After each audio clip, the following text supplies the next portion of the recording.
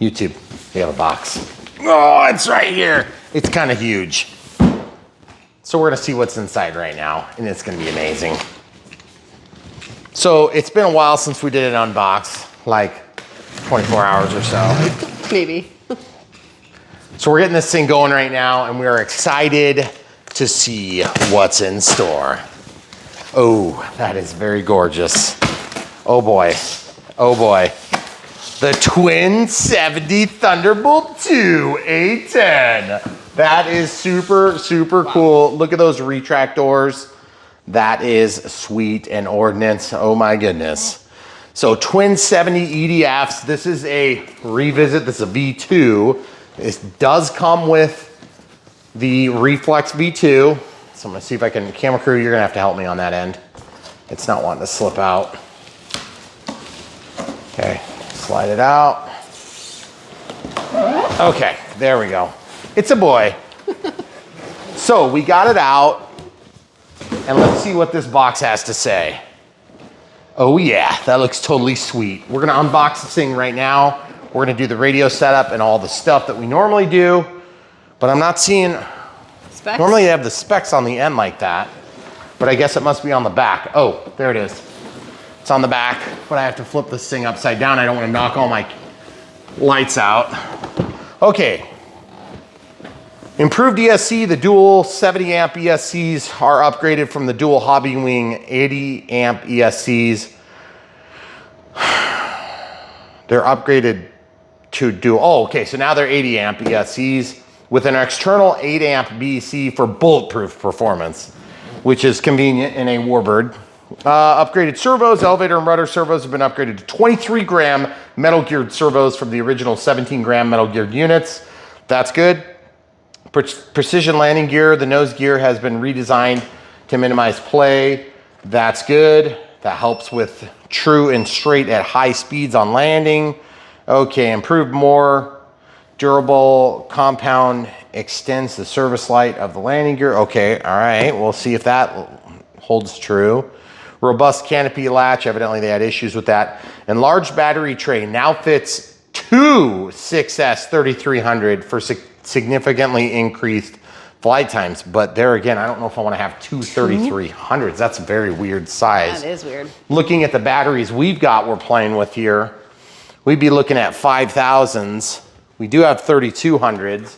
So I guess I better get this one set up to charge, and we'll see if we can't fit a 4000 or a 5000 in there, then we can at least put in 3200 6S. We do have 3200 6Ss, but we haven't had as great luck with the smaller ones, just because, especially in the twin EDF planes, because they tend to be battery eaters. So we're gonna find out if this is a battery eater too. You know, some of our competitors, friends, whatever you wanna call them on YouTube, have been using high voltage packs. And then there's other things, so we're not gonna go into that anymore. We're just gonna open this because I can't wait. All right, so here we go, guys. Obviously this has the camo livery that's kind of like, I don't know if that's like snow, I don't know, black and white. It's kind of different. So normally it'd be like gray and white, or it'd be like a camo, but I'm not sure if this is supposed to be like a snow environment with the black and white like that. But we're gonna see in just mere moments. I think it's cool. So excited to bring this to you from FMS. So we're gonna just kind of do it right now. So here goes nothing. So I don't know, the last time we did an A-10, it was an E-Flight and it was pretty good. So hopefully this thing is as awesome as we expect it might be. Our plan is to use an AR620. If you want additional channels to turn on and off your stabilizer or auto leveling, or both, then you'd want to go up to an 8-channel, an AR8210. 8210. 8020. 8020, thank you, T. And then you'll get telemetry too. There's a ball. When you see balls like this, be careful. Sometimes they contain stuff, so I'm just gonna lay that aside for now. USB-A to USB-C for upgrading the firmware on the Reflex. We'll just throw that over there. We have a pile of them downstairs. Okay, this actually has something in it, so be careful. Oh, that's the little antenna doohickey. Yep, that goes on the front. That is always the first thing to break, by the way. But it's still cool looking. And I think they've gotten away from that on some of the newer A-10s. So a couple wing spars, definitely carbon fiber. Yep. Okay, we have beautiful rudders and vertical stabilizers and nice serviceable pockets. And look, we have screws instead of glue, which is really nice. Super nice. Okay, same thing here. Looks really sturdy. Nothing too crazy. The simulated glowing LED lights that they put on these things, which are super, super cool. And I can't wait till we're getting those from these manufacturers.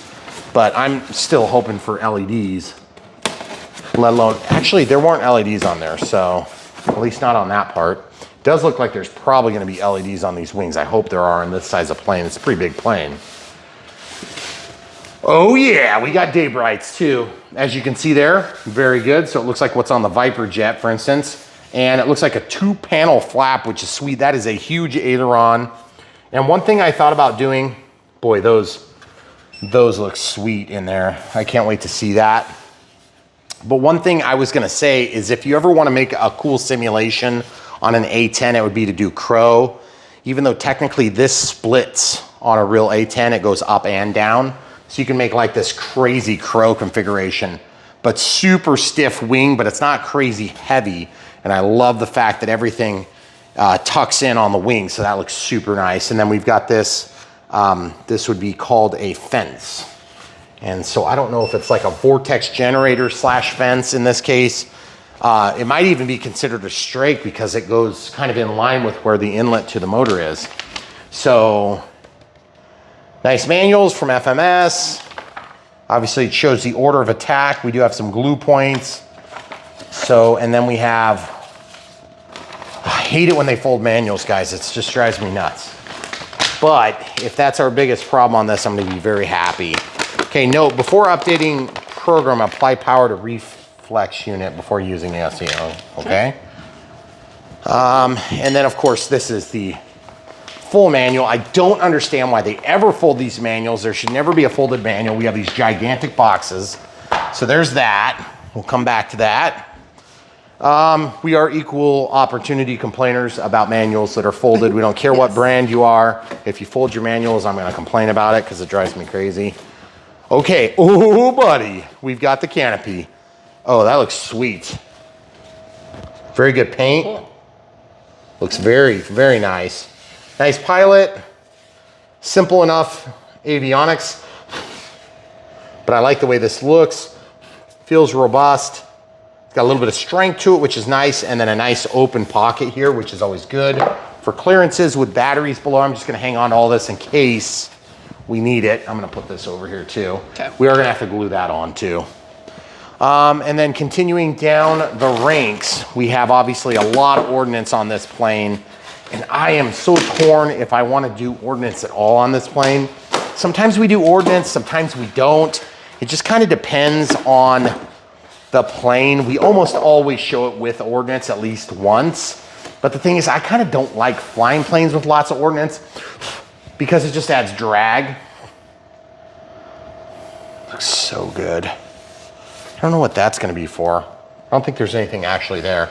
So we're going to lay this down. Oh yeah, that's awesome. We got a plug here, which is really nice. And this is all plastic, guys. Look at that.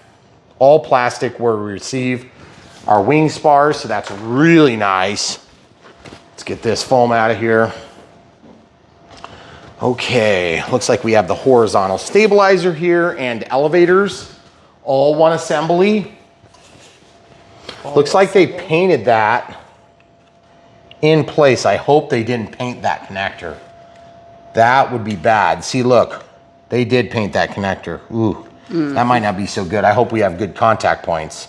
And then it looks like our elevator connections and rudder connections are here and tucked within. Okay. Big servos. They said 23-gram servos. They did not look like 23-gram servos to me. But there again, if they're Metal Gear, sometimes they're small cabinets and they're actually still pretty big on the weight. Okay. Oh yeah, sweet. We've got the AIM 9X, which is nice. And then we have two of those, obviously. It's gonna be pairs on either side. Of course, they are snap-in style ordnance, which is nice. We don't always get that. Sometimes we have to glue it on. And we've got some nice big huge bombs. These are, I don't know, 1,000-pound bombs or something like that. I have no idea what size they are, but they look huge, huge. And then we have some more. Oh, we got Mavericks here, which is sweet. Yeah, I don't know if we name our ordnance or not in the real world, but I guess somebody did. All right, so then we have, these would be like a laser guided bomb, I think.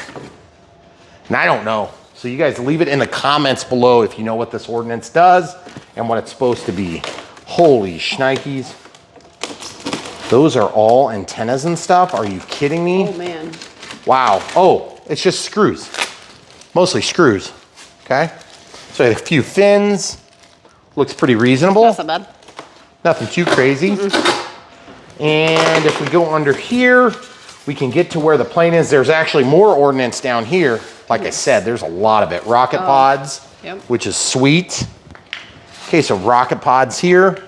I don't know what order it goes in. That will be something we refer to the manual on. And then, of course, the money shot coming. Here we go. We're getting there. We're getting real close, in fact. All right, this thing is huge. Okay, here we go. Oh, it's so sweet. That is so awesome. Look at that. We've got the huge gun. Amazing. Wow. Those EDFs look really nice. Black on black where that goes in, which is nice. We've got our 8 amp BC here. It's actually a UBAC, which is good. Uninterruptible.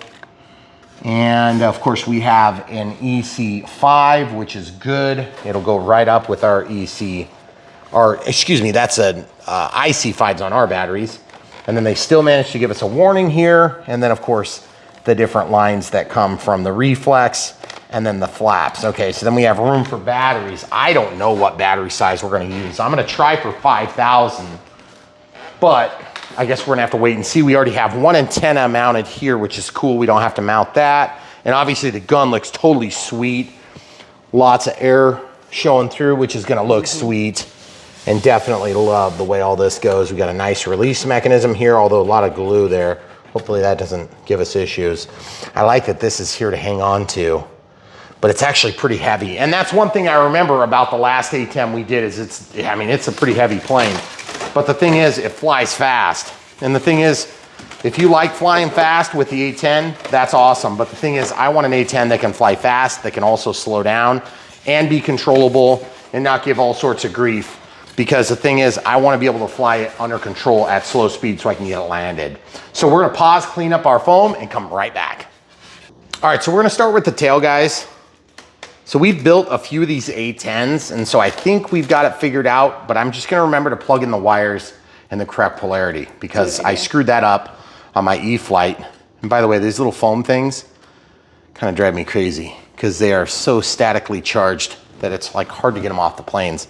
And sometimes I'll find them on myself during the maiden flight. So it's kind of crazy that they survive that long. Okay, so we have rudders and elevators, okay? The elevators evidently are wide here, I guess. I don't know. There's 2 rudders and there's one that must be the elevator. That is rather strange. Why is it that there's, that doesn't even make sense. Oh, there's rudder. Okay, so the camera crew and I are going to need to get this thing pulled back. Okay, there we go. That's way better. It was tipping off of the stand.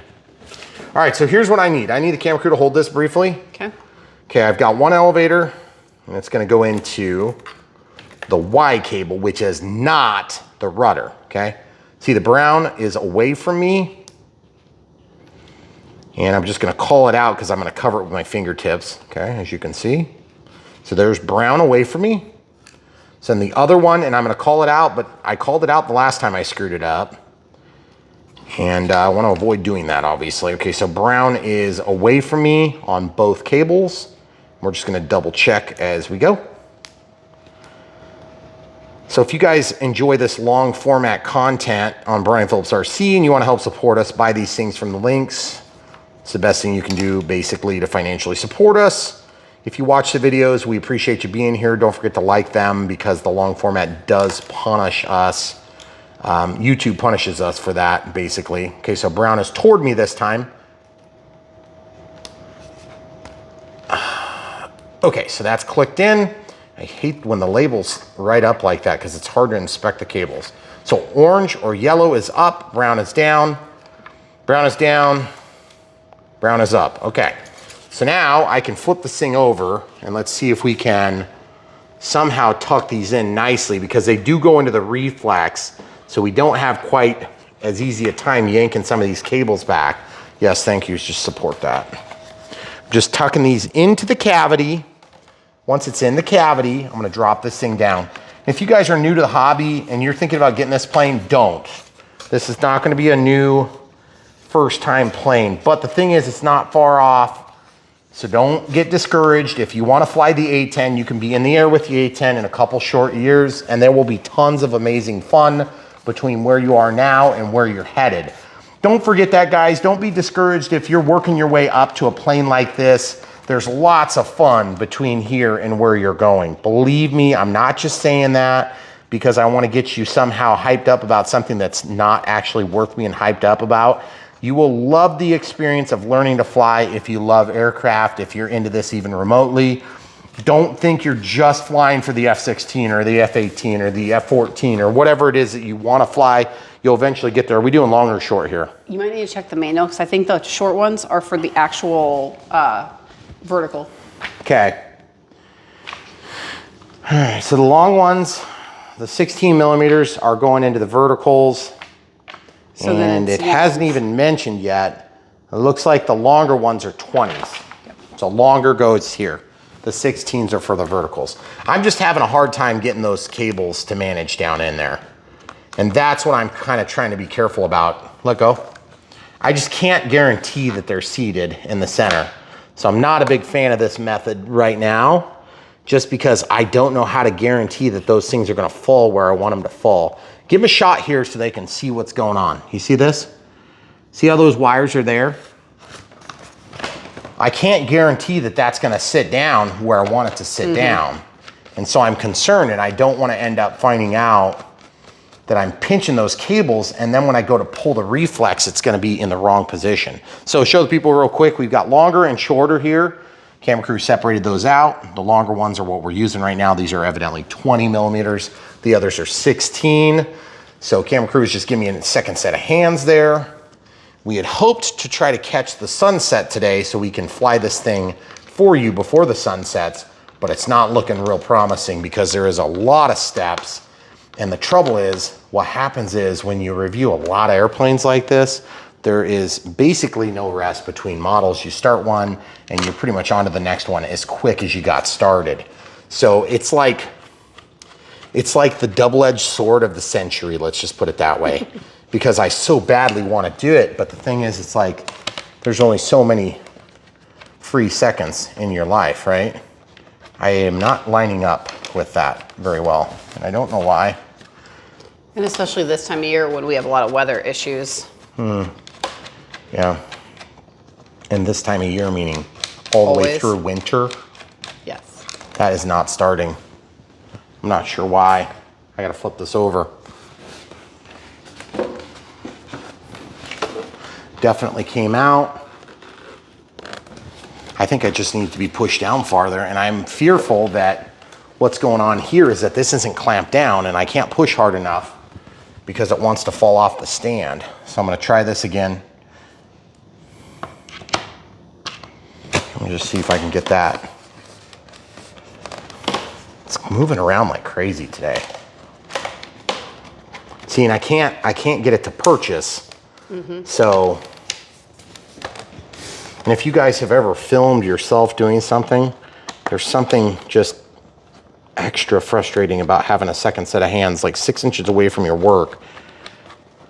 I don't know what we're doing. We're gonna pause and figure this out. Okay, so I figured out what I did. I released these front two ones and allowed the back one to line up, and then I was able to put in the screws, no problem. So there it goes.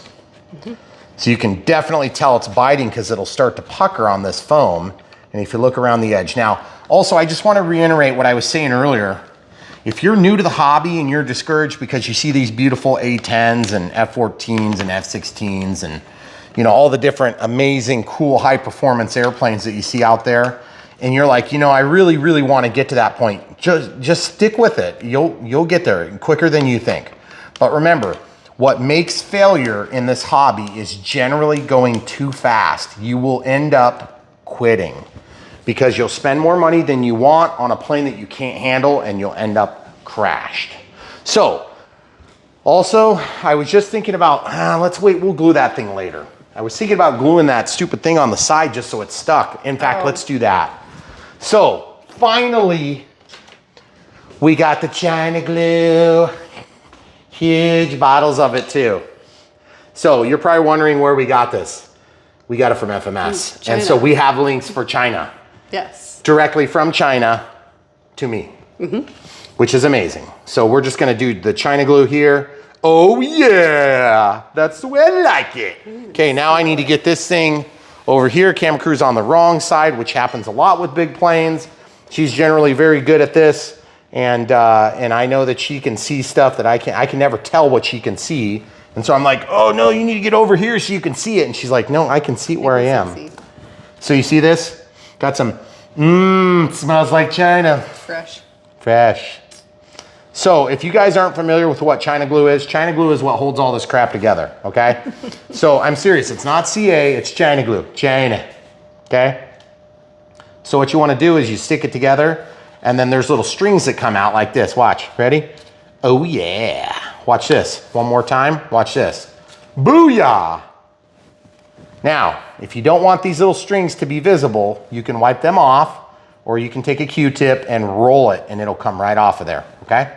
But I'm gonna set this down and let that cook for a minute, and what that does is it's gonna allow the chemicals to react. Okay, so I've got this plane upside down. This one's gonna be kind of hard to tell because it got painted. Oh man, that's really tough to see. So, because they have the little clips, it makes it hard to tell what direction it's going. Holy cow, how am I gonna tell? Show the people what I'm seeing. I'm gonna go to the other side right now while you look at that. I'm gonna see if See if you can tell with your light. With my light. Okay. I can. Okay. I'm gonna do this one because I can see the colors. Okay. I've got brown going to my right, and it looks like brown is to the right as well here. Okay. So, by the way, in case you guys didn't know, the wire that's coming out of the literal vertical stabilizer that's attached to the rudder is the rudder wire. Okay. That was just a hilarious joke, guys. I was just making fun. If you need that level of assistance on a build, you're in trouble because there is a lot more stuff going to happen that you're going to need to know. And by the way, that was a gorgeous fit, but I'm noticing 2 nut zerts on the top and I'm not seeing anywhere to put the screws, so they must come from the top. It must. Okay, so let's check this out. It smells like China glue. And I know China glue. I'm an expert China gluer. Okay, there it goes. All right, so now this one. Yellow is to the front. Yellow's to the front. Yep. Here. Let's shine it right there. There you go. See? Yellow goes to the front. Good job, camera crew. Wonderful. Oh, you are good at so many different things. Okay. All right, now this, we're gonna just tuck, and then we're gonna slide this in. Beautiful fit, by the way. That's all really nice. Way easier than glue. So much better. So much better. And guess what, guys? Serviceability matters, okay? I'm gonna go ahead and slide these in now because I can. So they can fall out in like And so I can 3 seconds. Listen, I'm an expert on dropping things out. Show the people at home how this is not lined up. It just barely makes it. Okay, so I'm stuffed it in there. It's a good fit. I know a tight fit when I see one. That's it. Okay, we got long and short, and I think the short are what we use for this. So I'm gonna flip it quick. Oh yeah. This is coming together, guys. These builds are getting easier and easier, and I don't think it's just because we're getting more skilled with time. I think we're actually getting worse at building things as time goes by. Yeah. But the thing is, I love flying these things, and I can say this with certainty. I've never loved building them. And I know some of you guys are like, whatever, I love building them. That's fine. I don't need to take anything away from you. It's just that, you know, after the 400th time, you know, a lot of these steps are the same. And so that's one of the things we say on this channel is we say, guys, if you are listening and paying attention and watching 2 or 3 of these build videos, you're gonna start realizing there's a lot. Okay, by the way, this is gonna be the last 2, and then there's a spare, okay? Remember, FMS almost always gives you spares. What I mean is, what I was saying is, if you're paying attention, you should not need to watch every single build. But if you watch every single build, believe me, that's great. It helps our YouTube analytics. We basically do the builds because we know people need help setting up the radios, not so much with the builds.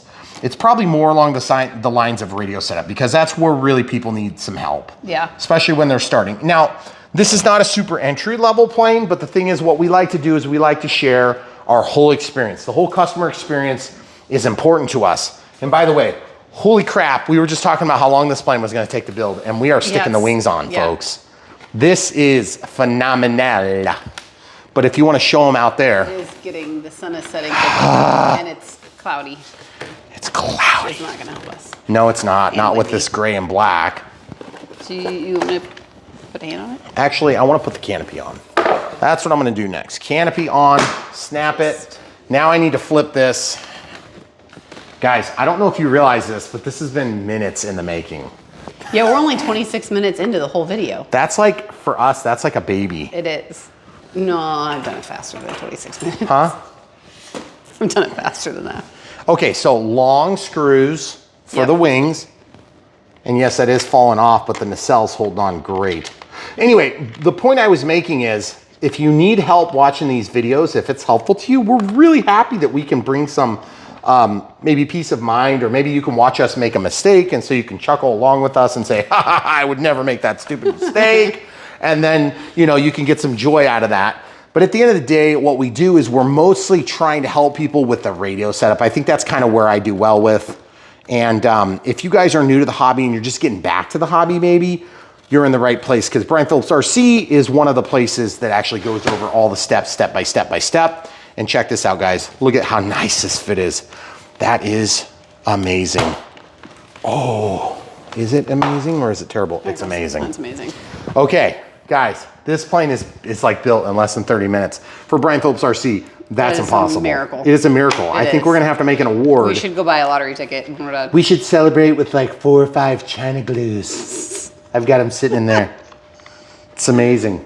Guys, I love China glue. I love it. It's one of my favorite glues. It's better than CA. It's more sticky.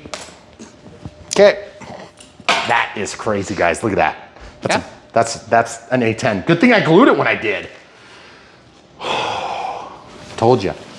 That is crazy fast. Okay, so now, next thing, there's lots of antennas. There is. Let's figure out where they are, quick. Okay. Some of these are press fit. These are always the first things to fail, by the way, as in get broke off. I have a long skinny one, pitot tube looking thing. Yep, it goes at the end of the wing. Okay, right here, see this? Guys, they aren't messing around about no glue. No, they're not. Oh, wait, glue required. Not for that one, but the next ones. What are you talking about? So I don't need to glue what goes into a nutsert? Nope, not that one. Hold on. Am I looking at the wrong wing? No, I'm looking at the right wing. See, this is what I'm talking about. It's removable. Now, why would you care that that's removable, camera crew that knows more than most people? Because when you have to transport it to the flying field, you can take it off. Also known as when it's broken off by your children before you get to the flying field, then it's cats. Okay. Just wanted to make sure I wasn't missing something. That looks cool. That's gonna be awesome in your eyeballs. Yep. Okay, so let's lay this down. The A-10 definitely does leave a little room for improvement on where to like put it upside down. Okay. Yeah. Underside fins. These were ventral fins. Yep. There's 3. They're actually antennas. So 1, and then which one's square? No, the square one goes in the front. Dang it, are you sure about that? I'm looking at the directions, honey. Okay, all right. Take your word for it. But man, that cloud cover is gonna suck for visibility. Yeah, it is. Which way is it supposed to go? Like that? No, it's supposed to go like this. It's got a little bit of a cant to it. And then is there a little tiny one? There is this one. Goes in between. This one? Maybe that's what needs to be glued. Hey, listen, all I'm gonna say is they put some vicious looking. Yeah. Just like our vicious cats. Teeth on there. The vicious cats just came out. I don't know why. Okay, I've got some sticky stuff on there. We're gonna just slide this in. It's gonna be perfect. It's gonna be the best slippery slope ever. Then the So this goes in the middle? Yep.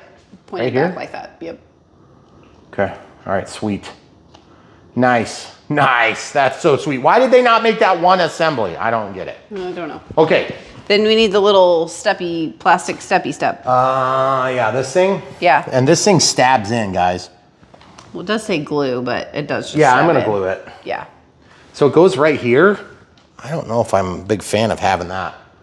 That's in gonna a- be a that's gonna huge pain. Yeah, it's gonna make it really hard to pick this thing up. Yeah, it is. Okay, guys, I gotta admit, there are certain times that the ordnance and details like this just kind of get in the way. This is gonna be one of them. Yeah. Where does that go? I'm just gonna put it back here, sorry. See, I almost got stabbed already. What?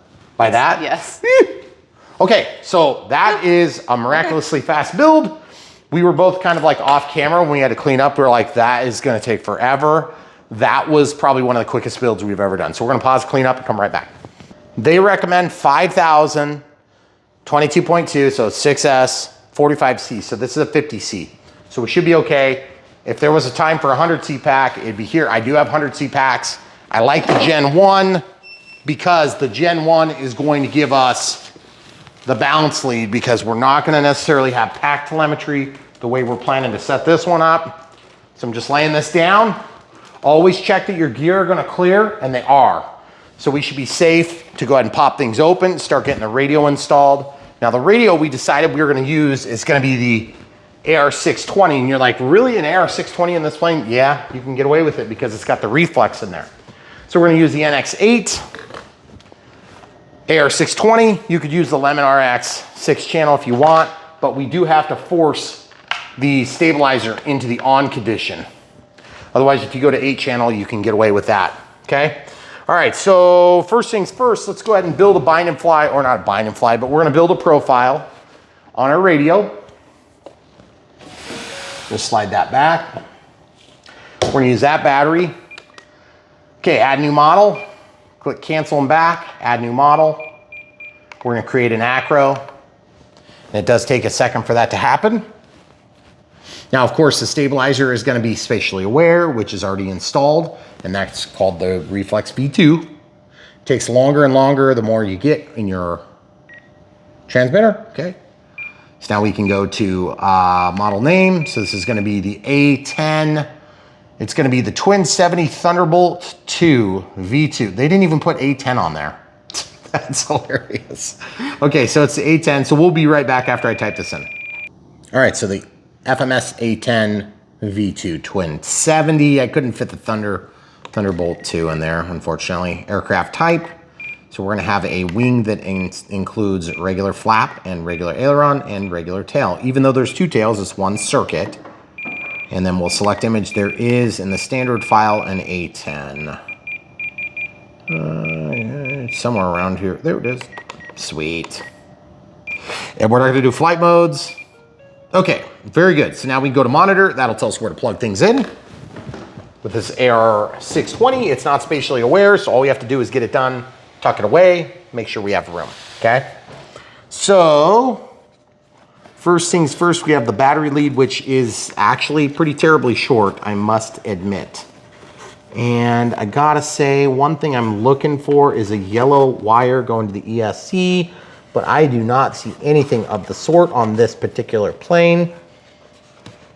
Yeah, and that would be cool if it did, because that means we might be able to do thrust reverse, but I don't see anything. So I don't think there probably is support for thrust reverse on this particular model.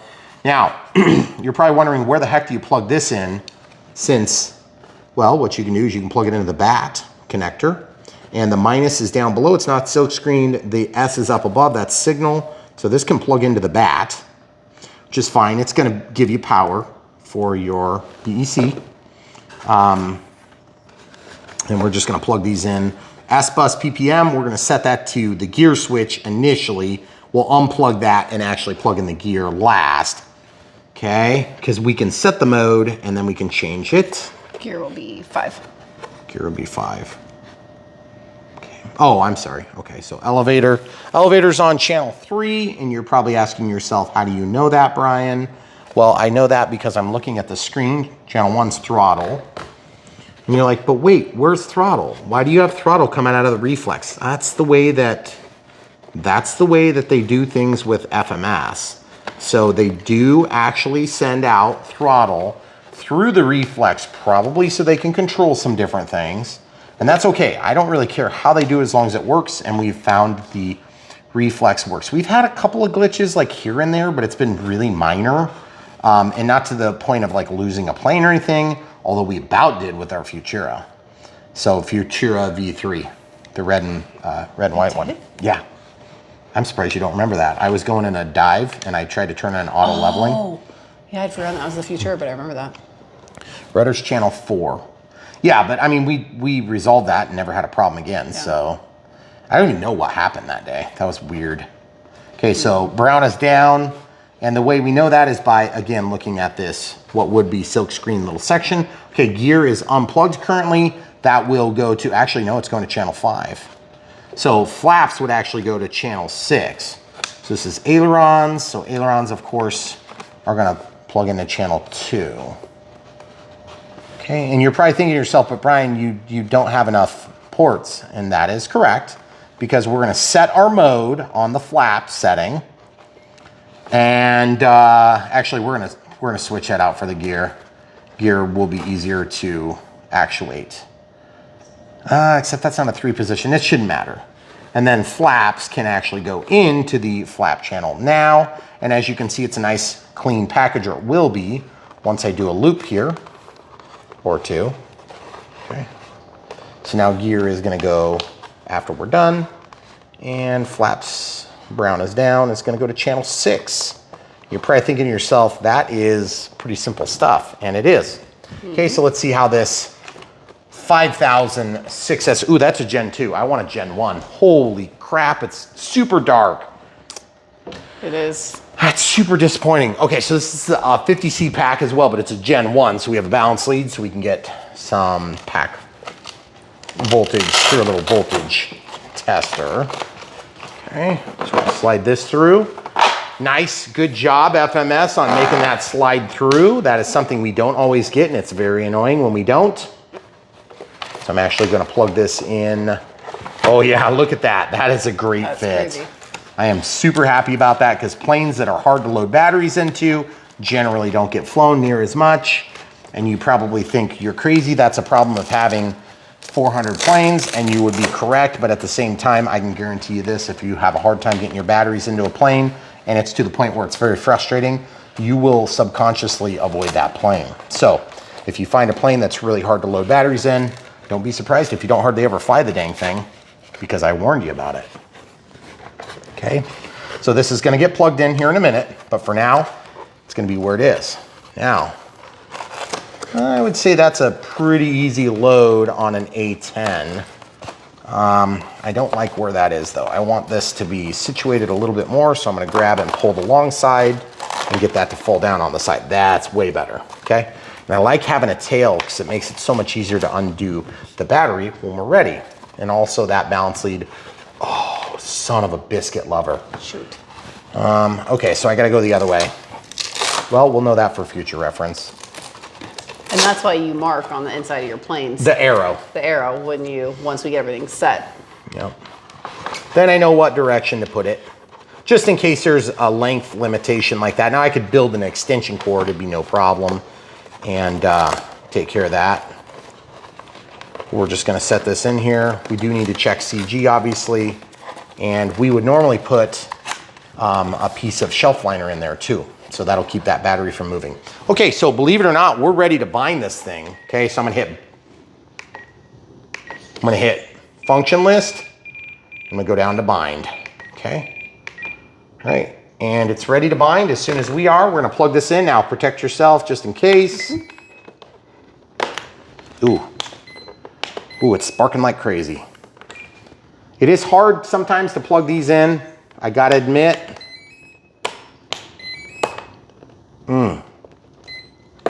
There we go, got it. Okay, so now that that's plugged in, I'm gonna go ahead and press until the bind comes on, and it did. So now I can click again. It always times out. Horizon, if you're listening, open that time up. I don't know why it times out so quick. Okay, there we go. Now, careful, you wanna make sure your gear can clear in case they open. They haven't yet. So we got ailerons, we got elevator, we got rudders, and we don't have flaps, but what we do have is, if you look down here, we haven't set up flaps yet. So if you see down there, there is a non-flashing light, and then there's a flashing light on the reflex. You're gonna have to move your camera because they can't see what I'm talking about. You can see the flash. You can now? Yeah. Okay, hold still. That's gear on, gear off. There is a difference. Let's find out what that means because I can never remember. I think it's the flashy light. Reflex is responding and it's correcting. It's correcting, it's correcting. Now I wanna see if it's gonna, nope, it's just correcting. So that's good. So the reflex is already working and the stabilizer is currently on. So now watch this, guys. That's all you gotta do. Now we just unplug it and it'll stay in that mode forever, okay?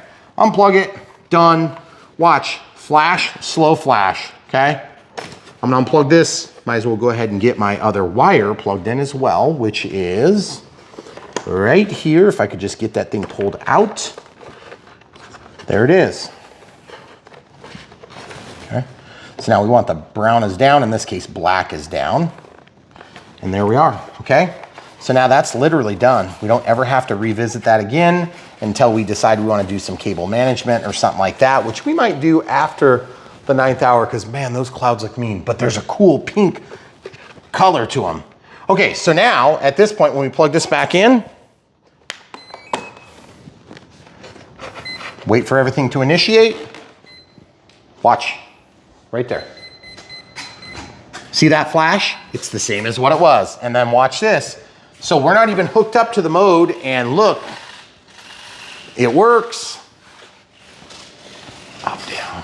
It's going in the right direction. It's contrary to the input. Up, down. Give me this thing. Okay, here we go. Ready? Okay, so looking at the rudder. There it is, correcting, correcting. Now elevator up, elevator down. Now aileron rolling up, rolling down. Aileron rolling up, rolling down. Okay, it's hard for me to show that. Good. Oh, we have flashing lights. Ugh. Come on, FMS, don't give us flashing lights for nav lights. It's too hard for us to see the dang airplane. It looks cool, but I want to be able to turn that off. Okay, so elevator is going the right direction. Usually I stand behind the plane. Elevator's up, elevator's down. Roll left. Oop, we got to rotate that. Reverse ailerons. Roll left, roll right, elevator up, elevator down. Yaw left, yaw right. Flaps aren't doing anything yet. Gear. Oh yeah. Oh yeah, look at that. That is so sweet. And those things look really nice. Steerable's working. And they're all spring-loaded oleos. Look at this. Look at this. Oh yeah, front and back. That is so cool. Okay, all right, now gear going back up. I don't want to be distracted by their beauty. Okay, flaps. You guys ready? Here's how we do flaps. Real simple. Go down to flap system. Turn it on. Switch B. It's going to go one way or the other. Okay, so I'm going to flip this plane around so I can see. Just move my plane stand. Okay, you ready? Mm-hmm. Okay, so they're obviously going down, so I'll just go the other way and make it easy. I'm in my normal flight mode. Okay, so 100% doesn't bring them to full park. And I want to see, I'm going to make these things barn doors, but there is a limit right there. Okay, so that's good. That's all the more I can go. Looks like I can go all the way on that, okay? Then I want the speed to be probably 2 seconds, maybe even 3 on a big plane like this. Takeoff flaps, that's too much. I wanna go like maybe minus 50. Okay, so we have takeoff flaps, maybe a little bit more. Okay, so there's takeoff flaps and there's landing flaps, barn doors. Now, you're like, wait, hold on. You need some correction. Let's do 6 and 10 and see if we get lucky with that. That's usually good enough. You want to see that go down, which it does. Okay, very subtle, but you can tell. Okay, then we're going to go into servo setup. We're gonna go to travel. We're gonna move the flaps. Okay, now in this position, they're not all the way parked. I'm gonna extend that range to go up to so that they're level. Probably about 130 on this side. Yeah, that looks good. Take off flaps, landing flaps. We're golden, guys. Okay, so now we need to do dual rates and expo. That's super fast and easy. Dual rates and expo. Set it to switch F. So we're gonna do 5. Then we're gonna do 10. Then we're gonna do 20.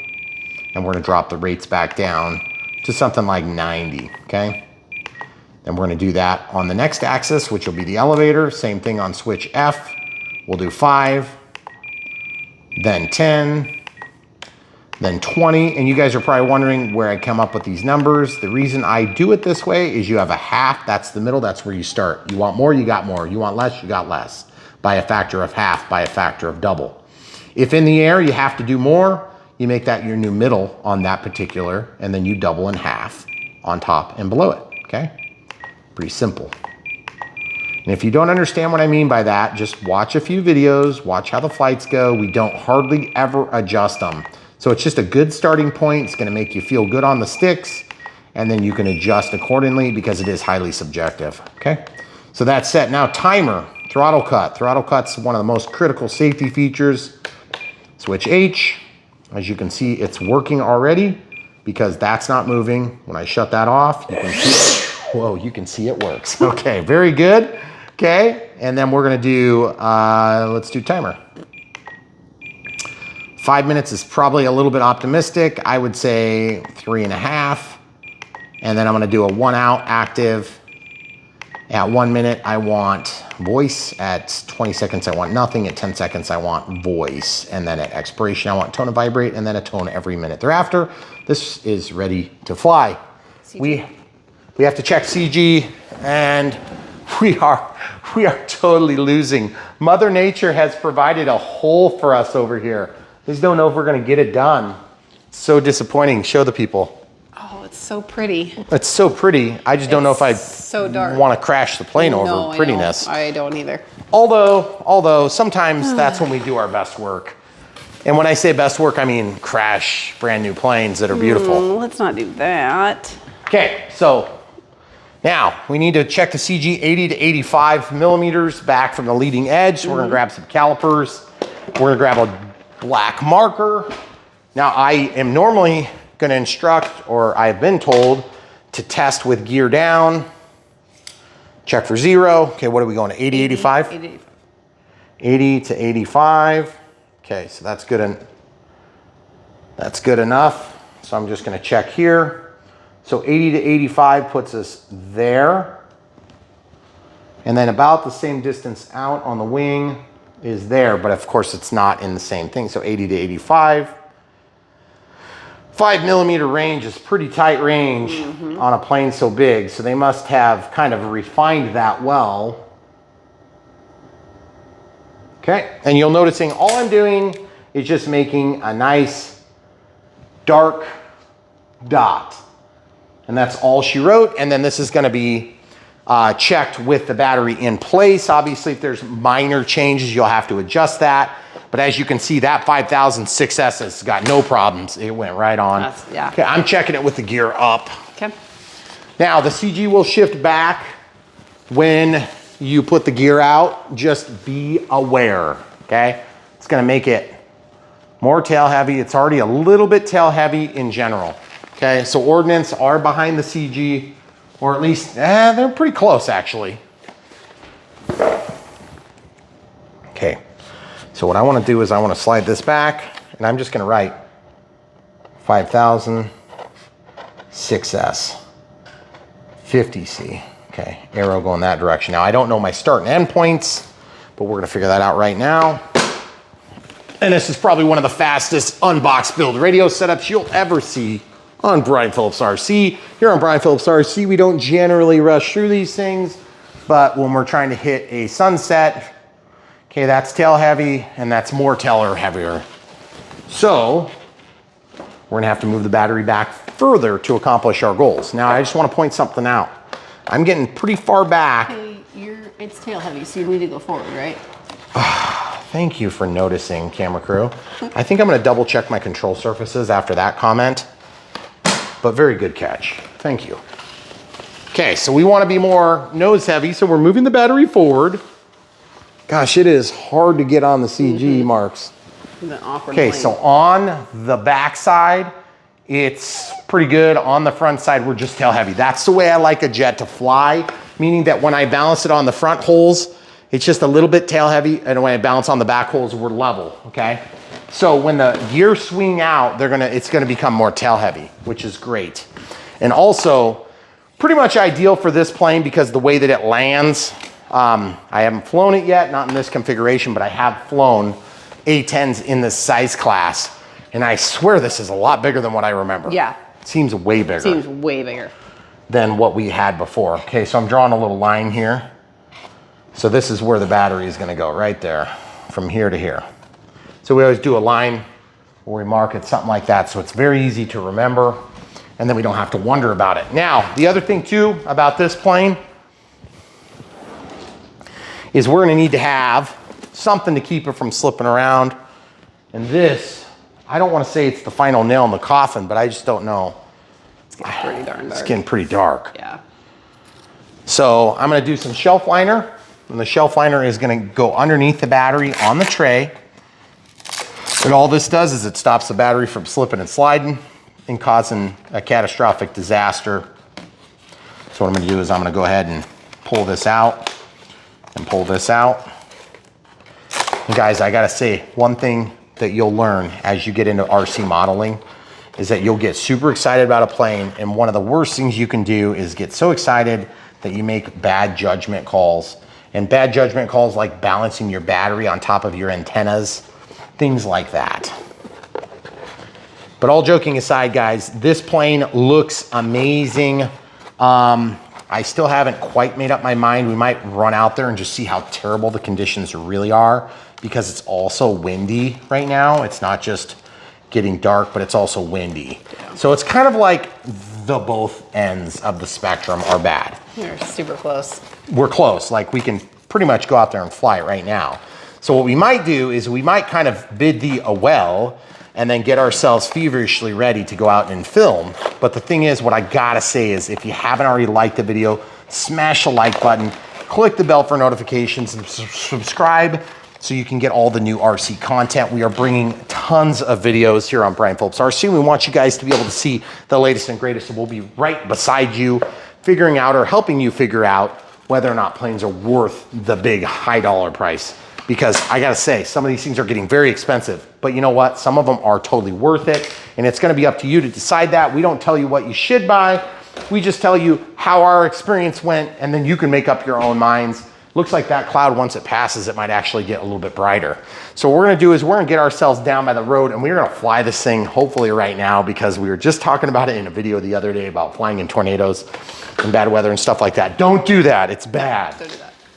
Be safe out there. And guys, we really appreciate you. If you wanna be a Patreon, we have a handful of Patreons already. We have a link down below the plane, below the receiver we used, or receivers, below the battery or batteries we listed, and below the transmitter, which is the NX8. Currently, we're gonna be going to the 10 really quick. We already have it in our possession. We are just waiting for the unveiling to go with a special plane that might be slightly larger than what we're used to doing, which is super exciting. I can't wait to do it. But anyway, we are excited to bring it to you. And then with that, we'll be able to start getting into the AR 8263s, 8236s. So we can 8360T. 8360T. I just always did say that today. stupid one wrong, always. But what we're gonna do is we're gonna use that as our flagship for a while. The NX8 has been great, but we have run out of channels now like 4 times. So we're finally outgrowing it, and we have like nearly 150 models in this thing. So amazing, great experience, great life cycle. I don't have anything wrong with this. If you guys are looking at a transmitter, this is a good one to go with, although you do have to buy a more expensive battery, which helps you to pay for the next level, which would be the NX10, just thinking out loud here. And you also get the slightly better gimbals on the NX10, although I've never had a problem at all with these gimbals or the gimbals on the NX6, which also comes with 7th channel, but I would not get the 6. Personally, you're gonna run out of channels. So this thing is going in the air right now. So stay tuned, guys. So much more from Brian Phillips RC. Thanks for watching. Don't forget to buy from the links. YouTube, it's Brian Phillips. Look at this. We've got the A-10 Twin 70 from FMS. And boy, oh boy, is this thing gorgeous. Check out the landing gear right now. Oh yeah. Oh yeah, so sweet. We have oleos on all of them, and we have double oleos on these bogies. Look inside the canopy, cockpit area. It looks so sweet. We've got the huge gun on the front. Obviously, we have beautiful strobing nav lights, which I wish were solid. And then we have 70 millimeter EDFs that look totally sweet. And we have huge flaps. We're gonna see if we can get one quick flight because I am a diehard. Our CG is right on where it needs to be. And we have a crosswind just to add insult to injury. But you know what? When you're doing special ops, you have to do it when it's dark-ish. Or do you? I don't know, that thing looks pretty freaking sweet. It does. I'm just a little bit concerned that that might disappear into the clouds since it's literally the color of the clouds. And this is a 100-mile-an-hour plane. So I'm wondering if I'm letting my best judgment get ahead of me here. Because look how awesome that thing looks. Oh man, it looks so good. So folks, if you're wondering if I'm gonna fly this right now, that would be a great question to ask me, future me, in 5 minutes. Love the EDFs, they sound so precise and refined. 6S 5000 in there right now. Look at that light shining down on the ground. I'm just kind of thinking that once this cloud cover moves past, it's gonna be a beautiful and bright, but still kind of sunset-y look. And I'm just not sure what to do. The sun is going down, though. I think we're gonna go this way. Let's go this way. And what we're gonna do is we're gonna shine the camera. Look how good those ball bearings are too. Yeah. Amazing. And so worst case scenario, you're just gonna get a shot of how sweet this plane looks. And we're gonna try to fly tomorrow. But I mean, look at the cloud over here. It's blue back there and light. Yeah. And then it's light way over there where the sun lives right now. But then there's this big ominous cloud. It's like, don't do it, Brian. And for once, I may have to listen because we do have about a 15-mile-an-hour crosswind. We have a dark backdrop in the sky, and we basically have rushed through a build to try to hit this window. And this cloud screwed us. So if you guys are in the hobby and you've ever been in this situation, leave it in the comments below. I want to hear your stories about when you rushed around to make things happening before the sun went down and then you got screwed hardcore by one giant chunky cloud right there. And that's what happened to us tonight. But we are super excited for this FMS A-10. It looks absolutely gorgeous. My only complaint so far is flashing LEDs. Sorry, I don't want them flashing. I want them on because I can see them better then.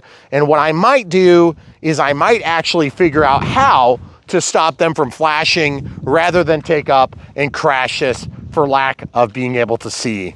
And that's gonna make the camera crew very happy. But I cannot take you out here and not show you some amazing taxiing action because this plane looks and it feels fantastic.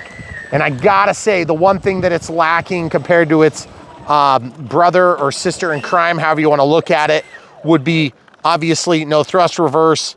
And that would be very nice on this plane. I just put my throttle cut on because I don't wanna hit that post. But what an absolutely beautiful plane. It's way bigger than I thought it was gonna be. I do not recall that the other A-10 in the twin 70 size that we have is anywhere near this big. It feels like it's a lot bigger. It seems like it. So I don't know, maybe it's just a memory thing. Like I'm remembering it wrong. But all I have to say is this thing looks fantastic. And I love the colors. I'm a little bit nervous they're gonna disappear if you have a cloud cover like what we've got going on right now too. And so for that reason, we're gonna basically give you guys a quick shot of taxiing. And this is what it looks like with your tail between your legs. This is what it looks like, guys. No, that'd be if we were carrying it back to the house in pieces. We've done that too, right here on this channel, on Brian Phillips RC. Yep. We've done it many times. And by the way, I gotta say, FMS, you guys are coming out with some amazing aircraft. We love being able to work with you. And the thing is, I love being able to fly these planes, but I definitely gotta say there's something going on with my steering. It doesn't wanna steer as much that way as it does this, which is not uncommon. It might've been a little wind, I wonder. Oh yeah, there it is. It just feels like I need to maybe trim it. You see this? I'm really having to hold that a lot to get it to go straight. So we'll take a look at that too, see if we can get that straightened out. We have just enough to make a turn. That might have been the first bug of the year that I just noticed. But you guys see how that flashing LED might not be helpful when it's dark out? Yep. I want the thing solid and I want to see what's going on. So guys, hopefully this little dark clip helps you to understand the plight of YouTube, because boy, if that cloud wasn't there, I think we'd have good enough lighting to get this done. I know, but it's kind of a big cloud. Yeah, poor me, I guess. But the thing is, I really wanted to fly it though, cam crew. It'll look pretty tomorrow in the sunrise. It better. It better not be like this in the sunrise. That's gonna tick me off. But anyway, guys, thanks for watching. So much more to come. We might go inside to do a little cable management and see if we can figure out how to make those things not flash. And if we figure it out, we'll add it to the end of the clip, so you never know. You don't know until it's over on Brian Phillips RC, because I'll just keep adding things over and over again. It's still not over. That's right. So stay tuned.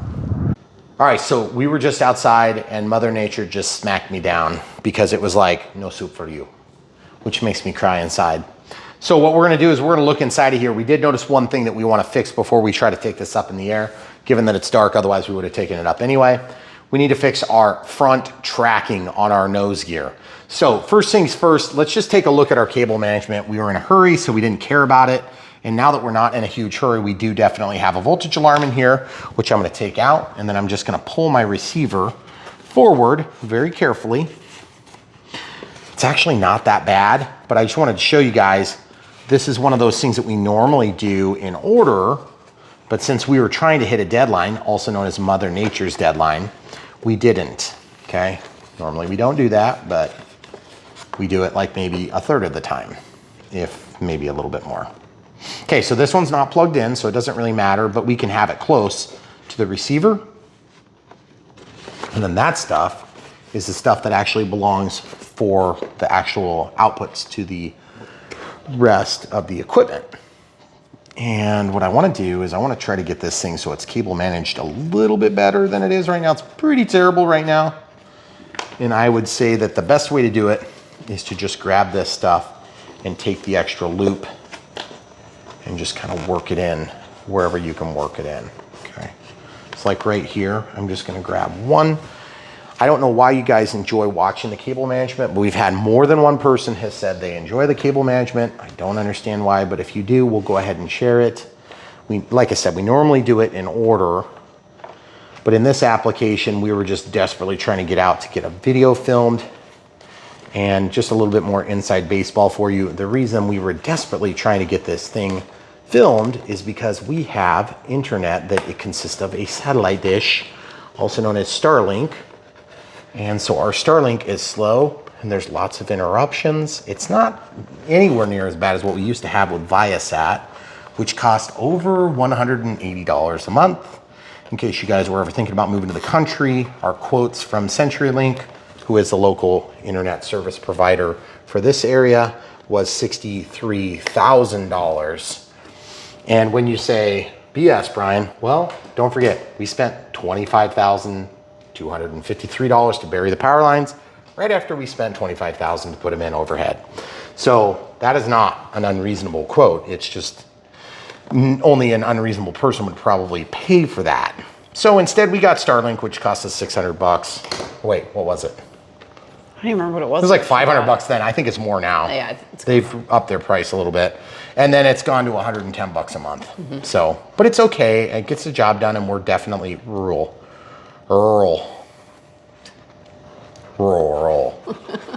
Just like you spell it without all the consonants that you would think should be there. But yes, guys, some of the joys and sacrifices to be able to do what we do. And we do hear that also. It must be nice from time to time on, you know, the whole runway, being outside the front door and everything, which is very nice, but it definitely came at a cost.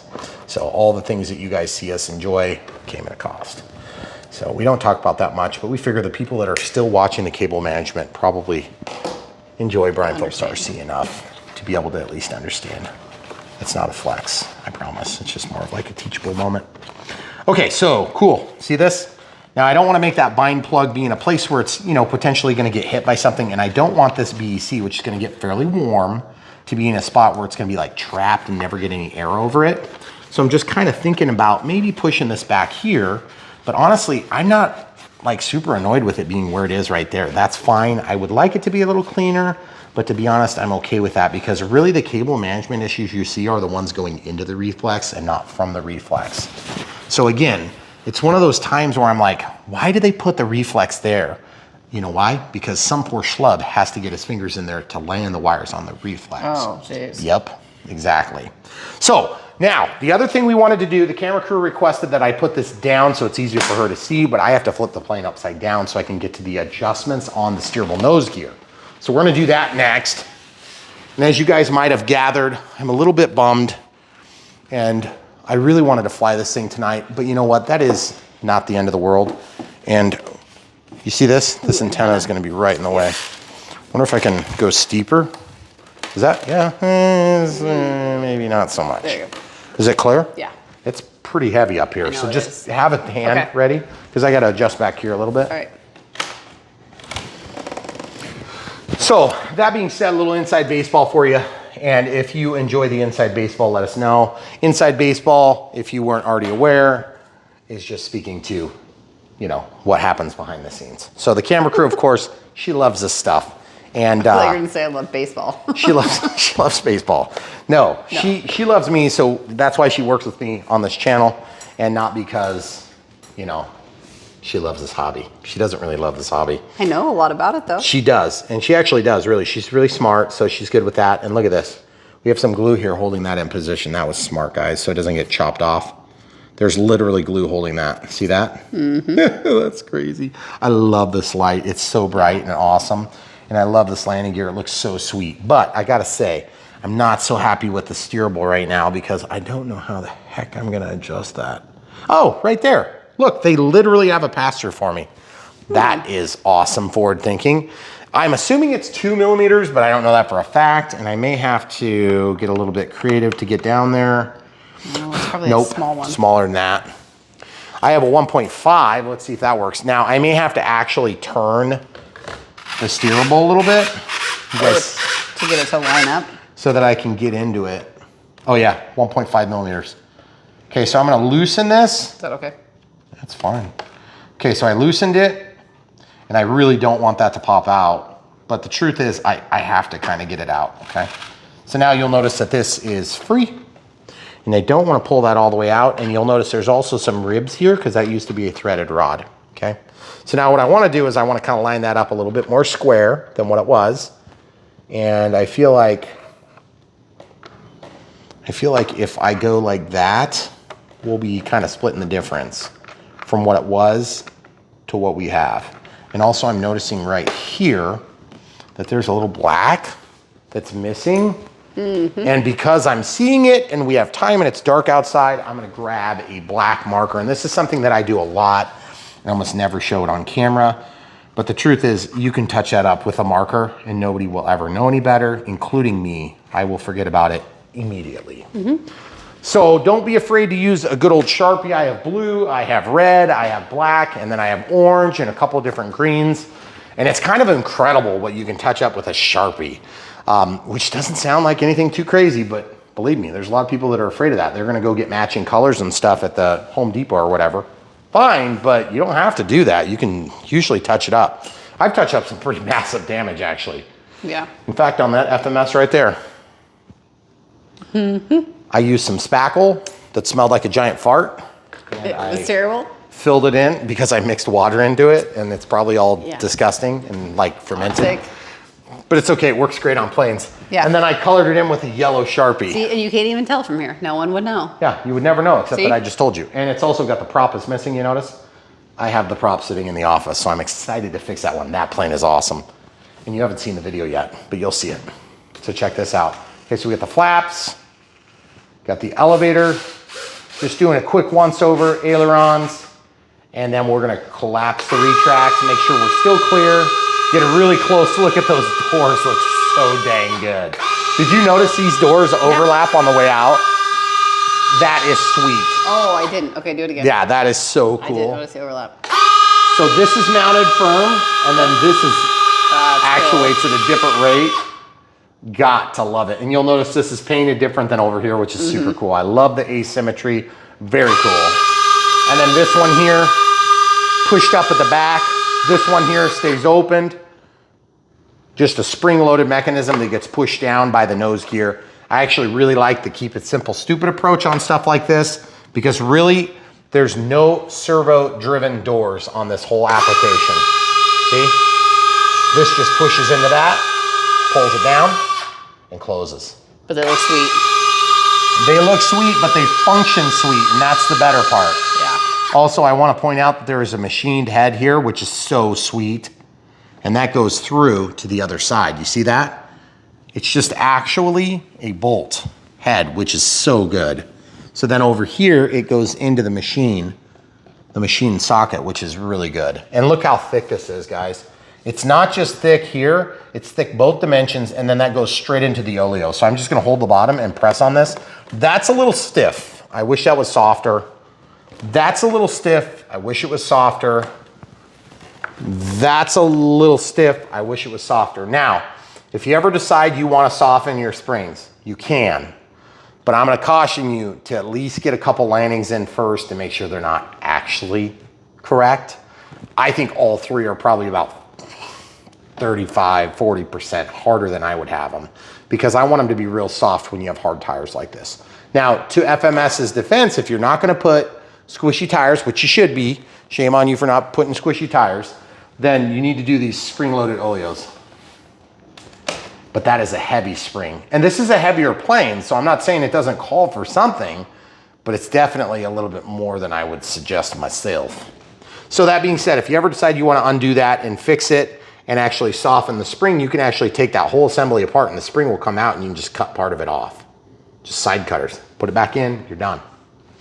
Pretty simple stuff. All right, so we've now centered that. I imagine it's probably going to be a little bit more even. It's always kind of hard to tell without driving it, but what I'm going to do is I'm just going to sight down the length of it, and I'm just looking at the pattern. It feels like it maybe needs to go a little bit more toward the camera crew. This is right side, and so that's what I'm going to do next. How do I know it needs to go to the right side? Because when I look at the tread pattern, I'm following the tread and it's pointing that way. Not, you know, to me, it seems like all things considered, it should be pointed a little bit more at the bananas, and it's not, okay? I always do my alignment strategy based on where the bananas are. Okay. Okay, so I'm gonna loosen this again with a 1.5 millimeter, let it relax. Now I'm gonna go in here and I'm just gonna look at the position. The relative tail position is pointed straight at the bananas, but this is off center, so I wanna be pointed at the edge of the round on the bananas. If you wanna show them a straight line on that, right there. Scooch over. There you go. So now you're sighted straight down the plane. You see how you're right there.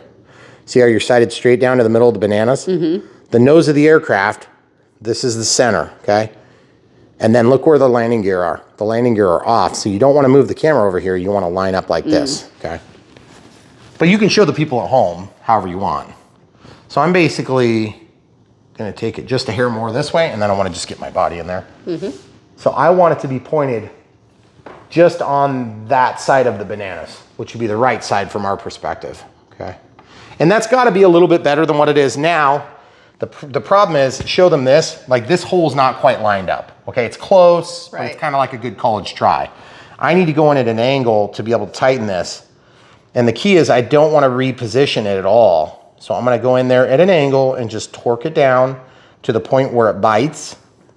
And it's not moving the position on the shaft, okay? Now I can take my rudder and just turn it this way until that goes vertical, and then I can torque it all the rest of the way.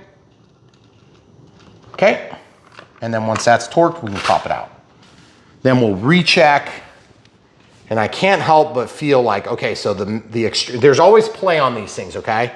So what I do is I go play all the way and play all the way. And I split the difference between those two measures. Okay? So all I do is I work it, and then I kind of visually just engage like about where that half would be, okay? So you have to do a little bit of guess and check. I think it's good. It's better than it was. It's probably still not perfect, but honestly, in the dark is a good time to actually test these things. Also, the ordnance, since we're not in a big rush, we can go ahead and put these on, which I'm excited. I don't know if they're marked left or right, so I'm just checking. It looks like these inboard ones are not marked. Okay, so I'm gonna slide this on. Now, I do like the fact that this doesn't have like the world's largest drop tank on it, because the E-Flite one has a large drop tank in the center, and it's like really big. I mean, it's cool. But you know what I'm talking about? Yeah. It's got a super long, or is that the FMS one? No, not the FMS one, the Freewing one. I can't remember. I think the Freewing one actually had that. It's super hard to hold. Yeah, right. And so I was gonna say this one actually wasn't bad. Oh wait, are these labeled left and right? No, these ones are not. These are ambidextrous here. Yeah. So I'm gonna grab in the thrust tube to give myself something to hold on. They're very easy to put on so far. We've had some that are terrible. Yeah. So the thrust tube gives you somewhere to hang on to on this plane, because you can't grab the flap. The flap is a control surface. You don't want to grab that. I love the way the inboard stuff looks. So hopefully the outboard stuff looks half as good, because I'm gonna be very happy then. Now these are definitely gonna be left and right. Yeah, it's got a definite shape to it. So when I lay this down, this one goes over here, okay? So how do you tell? You just look at that contour, it's pretty obvious. Yeah. This is a polyhedral wing, so it's actually not goal like an F4U Corsair. It goes out flat and then it goes up and it causes a dihedral. Or it creates a dihedral, it doesn't cause a dihedral. And that looks really good. Okay, so we'll grab the other one. We're gonna double check that that has the correct angle on it, which it does. And these are super easy to load. I don't know why they wrote Maverick on there, but they did. So if you don't like that, you can capitalize. Huh? Just trying to capitalize. Yeah. Okay, and then this, same thing. It has definitely got an angle to it. So these rocket pods, I believe these are rocket pods. Slide those back. And this thing is gonna be really outfitted with a lot of ordnance. And to be honest, I'm sort of reluctant to use ordnance on my Maiden for a variety of reasons, but I gotta admit, there is one thing that's nice about ordnance. If you have a gear failure, you got a sacrificial lamb that can help you to preserve the plane so you don't actually lose your plane. Okay, so that one is going over here. See what I'm talking about? Mm-hmm. Okay. So we're just doing this now. I wondered if something went out here, but I guess nothing does. Not on this model, at least. Will you hold that, please? Mm-hmm. And I gotta say, there's certain planes, I feel like jets always get the love for ordnance, which is kind of funny because we do get some ordnance on like the P-51, P-47, things like that, the Warbirds. We do get some ordnance, I guess, now that I think of it. But I would love it if we had some attachments that we could put onto general aviation aircraft that would be like functional stuff. It'd be so cool if we had like little bomb drops or drop tanks, things like that would be super cool. Granted, you don't see a lot of that in general aviation. Okay, so here we go. Dropping the gear. Oh yeah. So this is kind of like the overtime moment here on Brian Phillips RC because we don't normally come back from flying with our tail between our legs. Normally we just go up there and crash it like real men.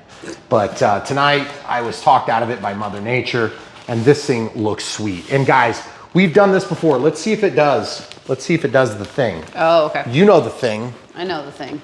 Okay, I'm gonna have to like roll into this.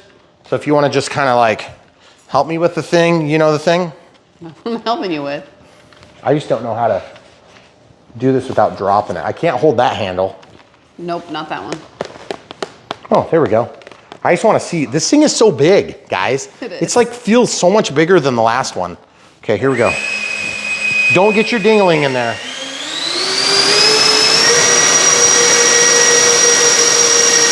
That's half throttle.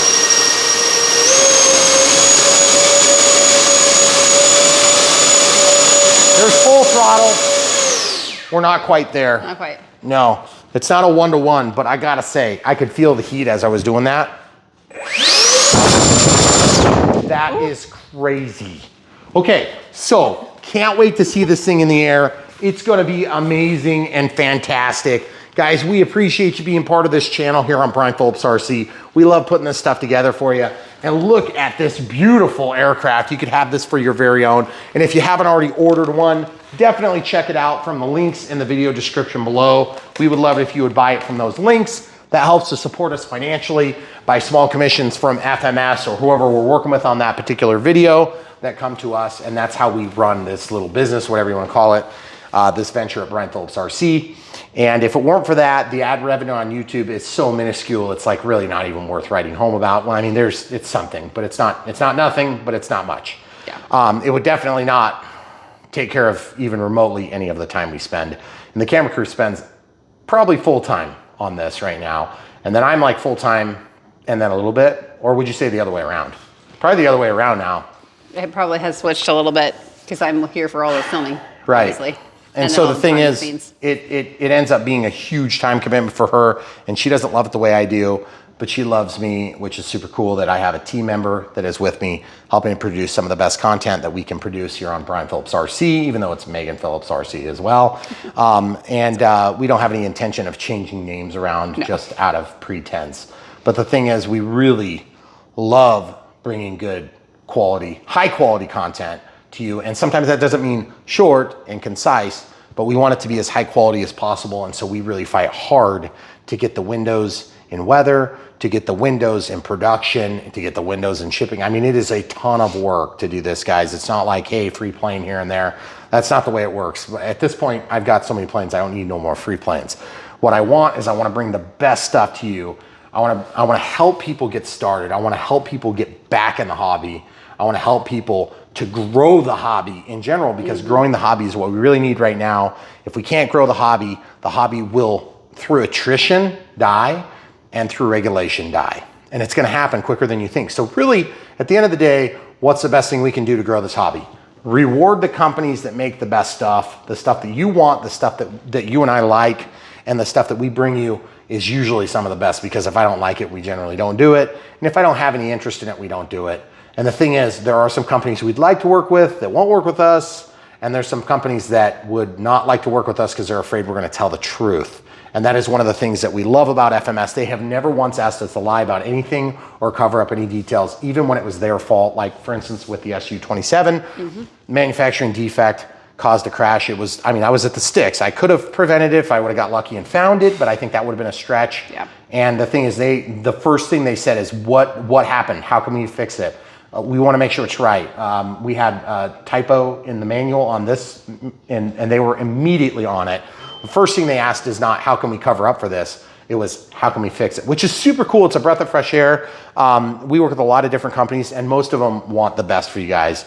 I know it doesn't always feel that way because prices have been going up, and thankfully I think prices are going to start coming down a little bit, but that's usually the signs of the time, and the economy really sets that. It has very little to do with the hobby. But if we can grow the hobby, then the cost of everything comes down. But remember, it's very complicated to build this aircraft. This is amazing, 100-mile-an-hour plus, probably beautiful scale. I mean, this thing, I would literally kill for this as a kid, and I'm a big kid now. So I've got it, which is super cool. And if you're patient, just wait 40 years and you'll get what you want, kids. But at the end of the day, this thing is just amazing. And the thing is, just think of the millions of other ways you could make money. You could collect garbage. You could run a cleaning company.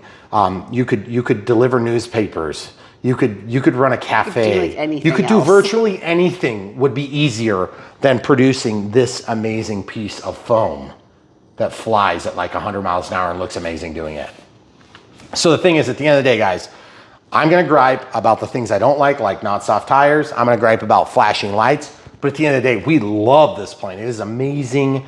I'm just killing me that I didn't get to fly today. But at the same time, these things are getting so much better. We built this thing in like a half an hour. That is crazy. Yeah. Half an hour, probably another 15 minutes on radio setup. If I wasn't filming it, I could have had this thing done in 25 minutes by myself. No problem. Yeah. So the thing is, if you guys are buying this for yourself and you're thinking, how much time do I need to bank? You know, half an hour, 45 minutes maybe on a long end. And if you want to adjust your nose gear, you know, another 5-10 minutes. And those are the adjustments that really help to have a better flight experience. But you don't have to do it. It just makes it more fun because you're not fighting it, tracking as it veers off into the ditch and breaks. So we love bringing you guys this high quality content, and we hope that you guys enjoy it and think that it's also high quality. If you do, leave us a thumbs up, you know, click the bell for, you know, get notifications, and obviously subscribe. The subscription levels do help us on YouTube. It doesn't make us any money. It just basically helps us to get into the algorithm that recommendations will produce results. So YouTube is very good at polling its audience by collecting all your data about everything you've ever searched for, all the private stuff that you don't want them to know, they know, and they're gonna help you pick what you really love. And so believe me, if you're seeing videos like this and it's not a bunch of half naked ladies, that's probably a good thing. That means you like, you know, wholesome good things. So like these things, which is good, because Google knows. But the thing is, I love flying these things, and we know that you guys can tell. So we are gonna keep doing it as long as you keep coming back. And a special thanks, obviously, to our patrons. We don't get a chance to elaborate on that much because we don't wanna bemoan the issue. We know you guys are sacrificing a few bucks a month, some of you, and some of you a little bit more, which is super cool. And it's reassuring that there's people that are out there rooting for us. So it really does help, because there are trolls, believe me. For every one of you, there's 10 of them. Yeah. So, which maybe I've got that backward. It's probably actually more like the other way around, because we have a lot of supportive audience. It feels like that. It feels like that some days. But we love doing this stuff, and as long as you guys keep coming back, we're gonna keep doing it. And I do wanna see if I can figure out how to make these LEDs not flash. If we figure it out, there'll be like another little snippet at the end. So stay tuned. So much more from Brian Phillips RC. All right, so we're gonna save you guys a few minutes on Brian Phillips RC. I know it's a miracle. So first things first, FMS China glue, amazing, huge. This is what foam to foam looks like. It's gone and out. This one here is a 50 milliliter bottle. This is probably like what, 30 or so? Yeah. It's maybe 40, maybe. This is what it looks like when you get it from mucilage from Hobby King. And it is about 100 milliliters in the large bottle. And then they have a smaller bottle that's gotta be similar to this size. But here's the problem. It comes sometimes dry because the tube is cut when you get it, okay? So you don't get to open it yourself. The biggest advantage of foam to foam over the FMS product is the fact that you're opening it yourself. Well, actually, I don't even think you open this one yourself. But the thing is, it's always sealed. This stuff, you literally pierce it yourself, just like the little China bottles, okay? So this is probably like 10 milliliters. So I'd say 40 to 50 milliliters. This one's 50, okay? So it's a good value. Definitely pick up a couple of tubes of that. You'll wanna have it, even though we only glued one thing onto this A-10. Also, we did not find any solution to the flashing lights. There's 2 screws down here, one right here, see, right there, one. And then there's one on the other side, right there, see, 1 and 2, okay? Undo those 2 screws, the whole thing slides forward, sort of. It's a little bit tricky to get out. We checked on the wiring going to the left and the right wing. I could not identify a clear culprit that causes the flash. There is no flash control on there, and I think I know where it is. And I'm just gonna point at it, even though I did in the video actually show this. It's a really long, boring video, so we're literally gonna take it out.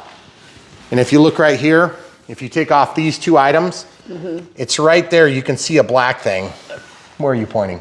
Oh, so we gotta take this thing off. Yep, it's right under that one. So it's right under there. There is a black thing right under there on that black and red wire. And what that is probably a control circuit that's wrapped in the actual wire. And so what does that mean?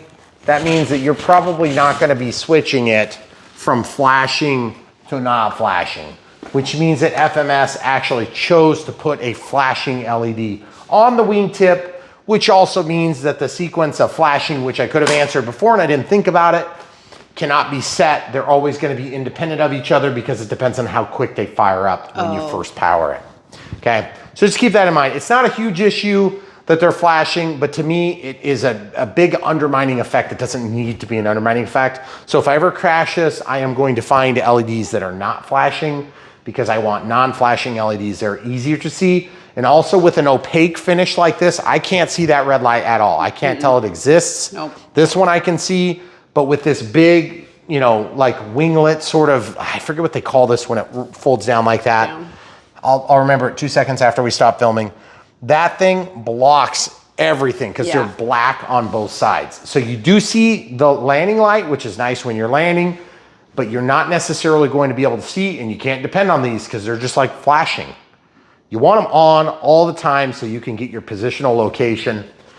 Remember, we're not sitting in this thing, we're flying it from the ground and looking at it, which means we need all of that feedback we can get. Now, a second flashing light is cool, but I want nav lights that are solid all the time, 100% of the time on the wingtips. Even if the real plane has a strobe, that's fine, but I want the green, I want the red, and I want the red as right returning. I want them in the correct locations because I use them to navigate the plane in low light conditions. The landing light is phenomenal. It's very bright. It should be easy to see. These are day brights, but the thing is, if they're not on and they're not consistent and you get blocked by opaque finish, they're gonna be less effective than they really could be. So if you're gonna put an anti-crash beacon or anti-collision beacon up here on the bottom, cool, go for it. But solids on the wingtips. Anyway, if that's our only gripe on a plane, that is a good plane. So very excited to see this thing in the air and glad that you guys stayed tuned for this little update. Obviously, we got to show you some taxiing and tail between the legs, but it was still super fun, and we hope that you guys enjoyed it. This, of course, is our Unbox Build radio setup, which releases 1 minute before the flight. And we want you guys to know that when you see this thing fly, it's gonna be amazing. And we are just like looking forward to the future, and it's gonna be amazing. We can't wait to share it with you.